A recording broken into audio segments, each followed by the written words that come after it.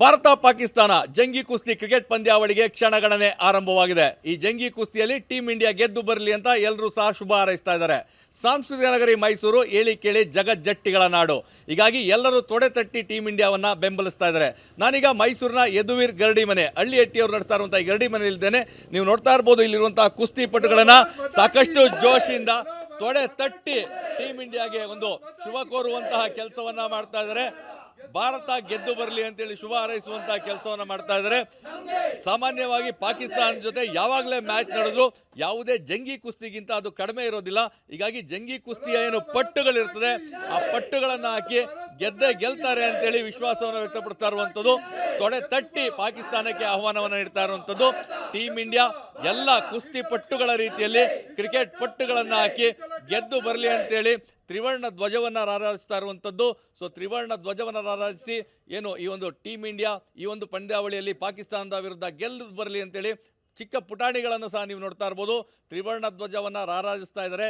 ಅವರು ಸಹ ಕುಸ್ತಿಯ ಸಾಕಷ್ಟು ಪಟ್ಟುಗಳನ್ನು ಇಲ್ಲಿ ಹಾಕುವಂಥ ಕೆಲಸ ಮಾಡ್ತಾರೆ. ಹೀಗಾಗಿ ಮೈಸೂರು ಏಳಿ ಕೇಳಿ ಜಗಜ್ಜಟ್ಟಿಗಳ ನಾಡು ಅನ್ನೋದನ್ನು ಸಾಬೀತು ಮಾಡುವಂಥದ್ದು. ಮತ್ತು ಆ ಒಂದು ಕುಸ್ತಿ ಪಟುಗಳಿಂದಲೇ ಟೀಮ್ ಇಂಡಿಯಾಗೆ ಶುಭವನ್ನು ಹಾರೈಸುವ ಮುಖಾಂತರವಾಗಿ ಪಾಕಿಸ್ತಾನದ ಜೊತೆ ಯಾವಾಗಲೂ ನಾವು ಜಂಗಿ ಕುಸ್ತಿಗೆ ರೆಡಿ ಇರ್ತೇವೆ. ಕ್ರಿಕೆಟ್ ಅನ್ನೋ ಈ ಒಂದು ಕುಸ್ತಿಯಲ್ಲೂ ಸಹ ಟೀಮ್ ಇಂಡಿಯಾ ಗೆದ್ದು ಬರ್ತದೆ. ಅಷ್ಟೇ ಅಲ್ಲ, ವಿಶ್ವಕಪ್ಪನ್ನು ತನ್ನದಾಗಿಸ್ಕೊಳ್ತದೆ ಒಂದು ವಿಶ್ವಾಸವನ್ನು ವ್ಯಕ್ತಪಡಿಸಿದ್ದಾರೆ.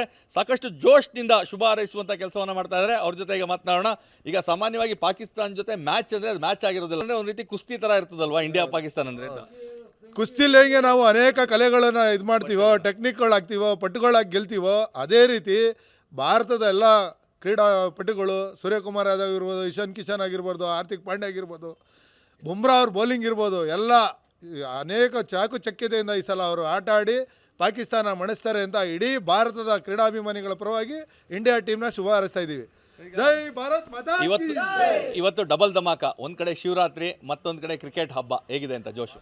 ಶಿವರಾತ್ರಿ ಹಬ್ಬನ ಇನ್ನೂ ವಿಜೃಂಭಣೆಯಿಂದ ಆಚರಿಸ್ತೀವಿ. ಭಾರತ ಗೆದ್ದಿ ಪಾಕಿಸ್ತಾನ ಮೇಲೆ ಅಂತ ಹೇಳಕ್ಕೆ ಇಷ್ಟಪಡ್ತೀವಿ. ಪಟ್ಟುಗಳನ್ನ ಯಾವ ರೀತಿ ಹಾಕಬೇಕು ಅಂತ ಅದೇ ಕುಸ್ತಿಯಲ್ಲಿ ಹೆಂಗೆ ನಾವು ಪಟ್ಟುಗಳು ಯೂಸ್ ಮಾಡ್ತೀವಿ ಹಂಗೆ ಕ್ರಿಕೆಟಲ್ಲೂ ಯೂಸ್ ಮಾಡಿ ಪಾಕಿಸ್ತಾನ ಸೋಲಿಸ್ಬೇಕು ಅಂತ. ಹೇಳಿ ಸರ್, ಹೇಗಿದೆ ಜೋಶು? ಸರ್ ಜೋಶ್ ತುಂಬ ಹೈ ಇದೆ.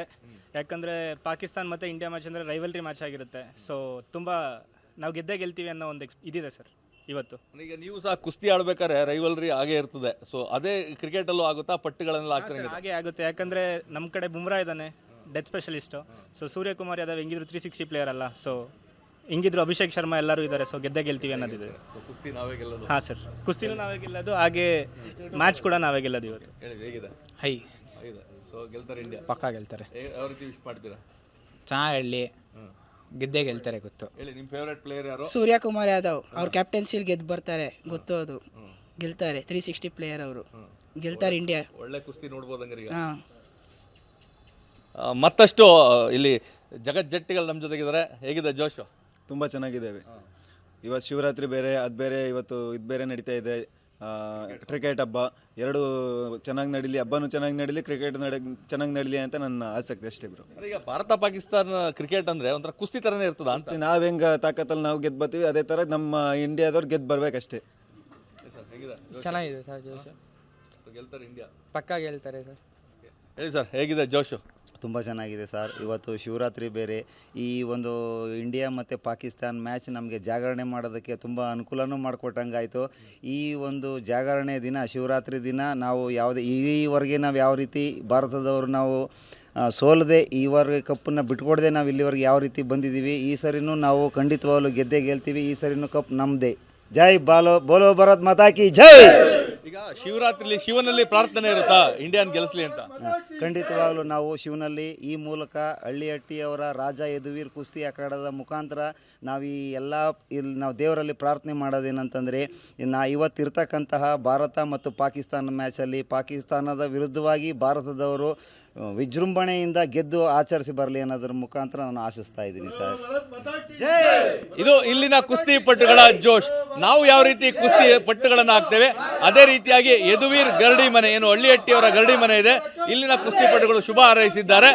ಈ ಒಂದು ಜಂಗಿ ಕುಸ್ತಿಯಲ್ಲಿ ಟೀಮ್ ಇಂಡಿಯಾ ಗೆಲ್ಲುತ್ತೆ. ಪಾಕಿಸ್ತಾನವನ್ನು ಮಣಿಸೋದು ಮಾತ್ರವಲ್ಲ, ಈ ಬಾರಿ ಕಪ್ಪನ್ನು ಸಹ ನಮ್ಮದಾಗಿಸ್ಕೊಳ್ತೇವೆ ಅನ್ನೋ ಒಂದು ವಿಶ್ವಾಸವನ್ನು ವ್ಯಕ್ತಪಡಿಸಿದ್ದಾರೆ. ಕ್ಯಾಮ್ರಾ ಪರ್ಸನ್ ರಘು ಜೊತೆ ರಾಮ್, TV9 ಮೈಸೂರು.